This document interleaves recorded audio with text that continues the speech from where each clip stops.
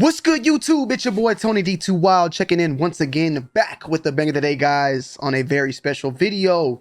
A little discussion video that I wanted to talk about, and I've been meaning to talk about it for quite some time. And I usually do videos kind of like this throughout every single year, like kind of like where are Jordans dead, or just like talking about the current state of the sneaker market and sneaker culture. And as I stated before, this channel is a little bit of everything, and at the same time I like to talk a lot about sneakers here as well. You know, things that I might not want to just, I'm about to drop a video on my main, on Tony D2 Wild, so I don't want to drop, I'd rather say this for this, and I might even do like a shorts version on this too, and maybe start doing some shorts here, or do a shorter version over there and put it on the YouTube shorts. I don't know, we'll figure it out. But it's about being a sneakerhead right now, and right now is the best time to be a sneakerhead. And what I mean by that, and what I'm going to say by that, we're going to break it down in today's video. You know, right now, people just, you know, there's times where people be like, you know, why are people still buying Jordans, or still buying runners, or still buying shoes, or stuff like that. And then there's the sneaker market crash and all those things that are going on right now as we speak. And I've stated before, because I believe I did a sneaker market crash video over here, or I might have did it on my main channel, but I wanted to go a little bit more in deep about it and talk about it here today with y'all on why I feel like right now is the best time to hop in, mainly because the resale market itself is down. You know, I don't think it's anything with the actual sneakers themselves. I think it's just the simple fact that there's a huge saturation of resellers out there. And I talk about this all the time, that the resale market is so easy to infiltrate and be a part of now. It's very similar to what even goes down on YouTube. Like, there was tons of people when I first started YouTube. It was a solid 10 people, 5 to 10 people that was doing YouTube in sneakers, sneakerheads, sneaker YouTubers. But now, you know, it was over the years in general, it was infiltrated by multiple people. Even people, they would say, even myself, I was a part, or I infiltrated. And my infiltration was, if you guys don't know, I used to do reviews on fake shoes.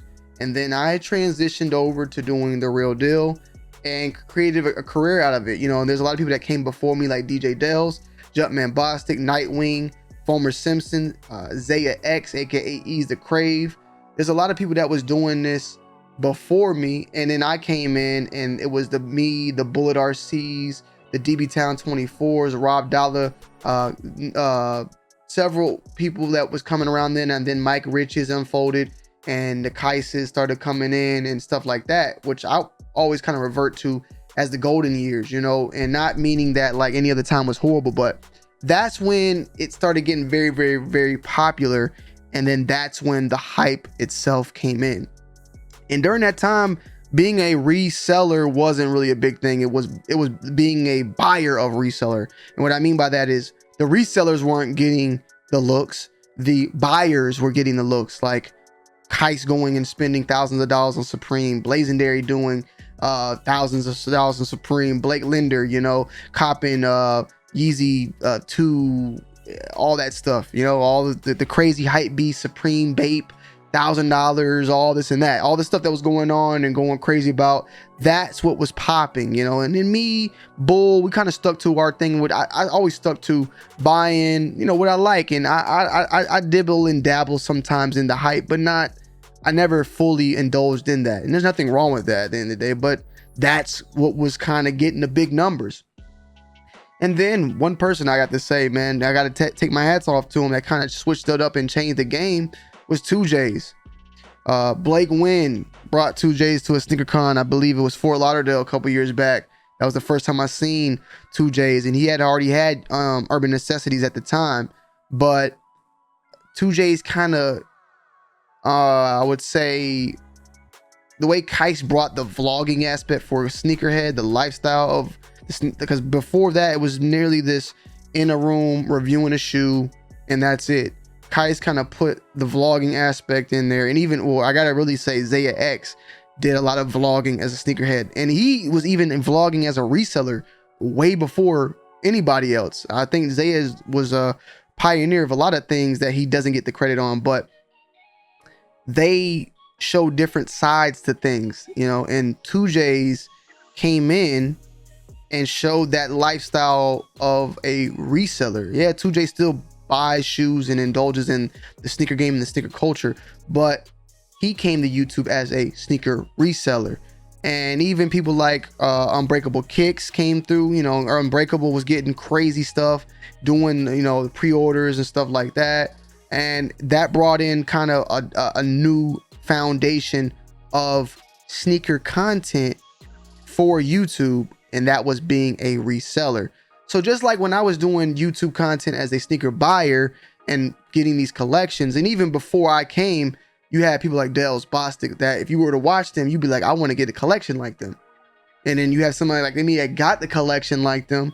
And then I showed the lifestyle of, you know, how to, you know, going and shopping, going to malls. And I feel like I probably made people want to get a collection like me, made people want to go get clothes like me, made people want to go and just live that vlogging lifestyle of a sneaker person that's on the constant go and constant run. You know, I feel like I played my part there and keeping it OG. I feel like I was never fully in the hype, but I played with it enough that I was able to get both sides of the spectrum. And as I stated though, the concept from like people like Unbreakable, 2Js, them doing the resale aspect, it made the kids, the younger adults, and even the adults want to jump into the resale game. And that's where that happened. Now, YouTube is just a small section of all this at the end of the day. I'm not going to say that them alone is what caused this all to happen. Like, YouTube is a very small section. Sneaker YouTube is a very small section of sneaker community. You have Instagram, you have Twitter, you have stuff that's not even on the actual internet aside from it. You know, YouTube is just a big platform in itself. So that's why, you know, it kind of, a lot of stuff that does happen here kind of gets trickled down. It does. You know, at the end of the day, I'm gonna give it its props at the same time. You got Complex, you got, you know, Kicks on Fire, you got Sneaker News and all these other article blog sites, and Complex really being one of the main channels that actually have been successful on YouTube with sneakers. But that caused that big, you know, thing. And then of course, StockX coming, and then alongside with GOAT, switched the whole foundation of once something that was just built off of integrity, built off of, reputation of being a reseller. Like, you know, selling shoes was not easy before StockX and eBay. It wasn't hard, but eBay, my bad, was the main one. You go to eBay, you got to build up your reputation on there, and that's that. And it was very, very basic, very, you know, whatever. The other way, of course, was doing your selling in the streets and stuff like that. Once StockX came on, they took in that middleman route and pretty much made access for anybody to be a sneaker reseller. Then GOAT, and then really just GOAT and StockX have been going head to head. That though created a mass injection of resellers. You had the resellers that was doing their resale off the platform, doing a killing, doing their pre-orders. And then you had the resellers that were on the platform, and you had them going head to head. And you can tell that this has caused a disruption in the market price and a lot of things, for the simple fact that when you go to a store, you see the prices on the walls are different, and people, and I've been told by multiple people that actually own stores how much they hate when people go into their store, they look at the price and they immediately pull out their phone and go to something like StockX, and then want that price that's on StockX compared to the price that's on the wall. And that's because of the simple fact that you have a building that you got to pay rent for, you have overhead, you have a lot of stuff like that that's going on, compared to someone that's sitting at their house with a whole bunch of shoes that's just trying to get stuff off, who is constantly undercutting and taking the price down in the market.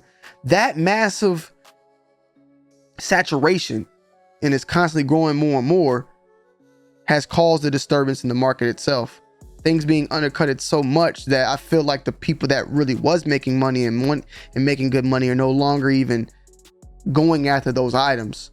They're on to the next thing. You know, the people that was going after the dunks, they're like, bro, the dunks ain't it, because everybody getting the dunks now, and they're going to find that next wave, whether it's a Salehi Croc or mainly Travis Scott is a good payday at the end of the day, but the Yeezys got eaten up. The dunks have gotten eaten up at this point. Hell, people was even flipping pennies and they were going for $400. Now they're at like the $190, which I feel like was a whole facade in itself. to the Crocs, the Salehis, the Yeezy slides that retail for $60. People that are making like $120 flipping them for profit. There's different shoes now that are starting to hit that market. Now, what's next to come? That's the part that I'm very interested in seeing. But I am very happy at the end of the day because I know that right now is the time. Right now is the time. I went to, and if you go watch my last video, not the one with me and Bull at the range, the one before that, right? And I'm actually going to talk about it in tomorrow's video on YouTube. But I went to a resale store where I got Nicole shoes, and I got a good decent price on her shoes, I ain't gonna lie. But I was almost about to spend $250, I think, or $275, $250 on a pair of Nike Dunk Low Pandas. I was about to do that because I want a pair. I said no. I got Nicole her shoes, and then I went to a JD Sports the very next day with Bull and found Panda Highs for $110 retail at JD Sports. That's what's going on nowadays. The accessibility. Penny One social status is right now on StockX as we speak. Let's just look it up. They retail for $190. I can buy them right now for pretty much retail. You know what I'm saying? These Penny Ones right here, just hold on, that's not them. These right here. These were going for $400 now that, you know, $260 right now, $170. What's going to happen? And I promise you, I feel like this in my nut sacks. These are going to end up re-dropping. That was not an official release. The reason why? Soulplay has not even gotten their pairs in right now. A lot of stores have not even gotten their pairs in. There's been delays on shipments on these shoes. So I think what happened is Nike got their pairs in, was unable to send it out to everybody else. They dropped what they already got and it sold out. They're going to get the other stuff in and give it to these other stores down the road. This is not the end of this shoe whatsoever. 1000%. You also got these that are dropping on Wednesday. That I need to definitely do a YouTube short on these right here. So going for $170 they retail. You can sell it for one, like they're going for pretty much retail, right? This is a classic shoe as well, but the reason why this one's not selling as much as this one is because Soulplay stores like that already got these, so it's no issue whatsoever. But being a buyer right now is the best time because you can actually get the shoes that you want at the price that you want. If you're not just a hype beast, if you're a person that actually enjoys shoes and likes to buy shoes and likes different shoes, you will be able to get the typical GRs out there, the typical shoes that are going for retail. Are you going to be able to get every Travis Scott? No, you'll never be able to get it. Even before all this happened, you wasn't going to be able to get it. There's always going to be a demand and supply there's always going to be a higher demand than supply for those type of limited items. You're never going to get out of that. So you can't sit here and complain about that. But if you're actually someone that's involved and like actually want to get shoes, you know, you can get shoes if you just really try. I mean, 180, 185 last sale on these. If you go down to August, well, this is just today. These things are still selling at $200. These have went down. Everything has went down, but you can get these like they restock these every goddamn other day. So you keep your eyes peeled. You get involved in the markets, get involved in the sneaker community in general. Join the Two Wild Crew Discord and stay input. You can definitely. These are hard too. Damn. 140. These are hard, bro. I might have to grab these bitches.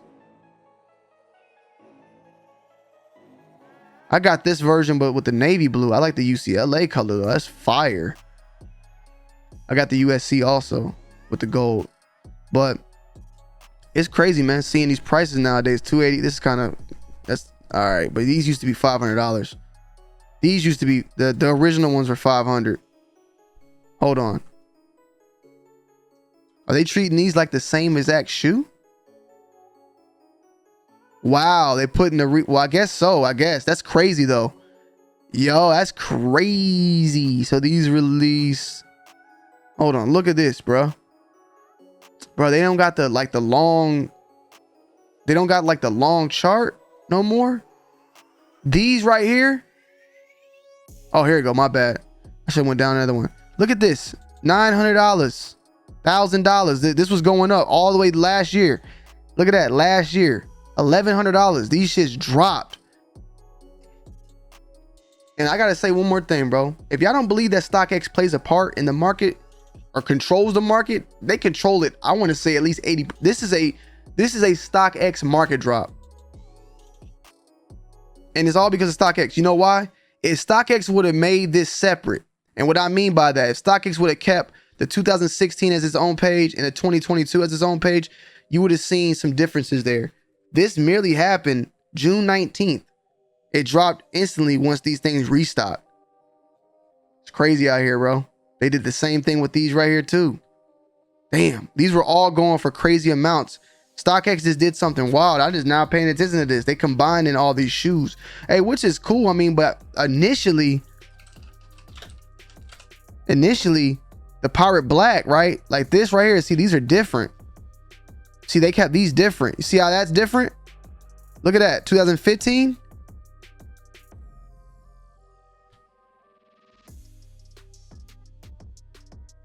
Where you at, baby? 2016, they got their own page. That's how they normally did it. And you see how the page is maintained, but they not doing that no more. That's wild. That's wild. So they combined all of them. Look at it, dropped again. Yo. We're gonna have to follow up on this ASAP. We're following up on this topic tomorrow. StockX manipulating the market. But yo, hop in it, get in the game right now. I'm gonna do some research on this tonight, and we'll follow up because yeah. Hey, let me know you guys' thoughts and opinions down below. I love y'all. Appreciate y'all. I'm out. Peace.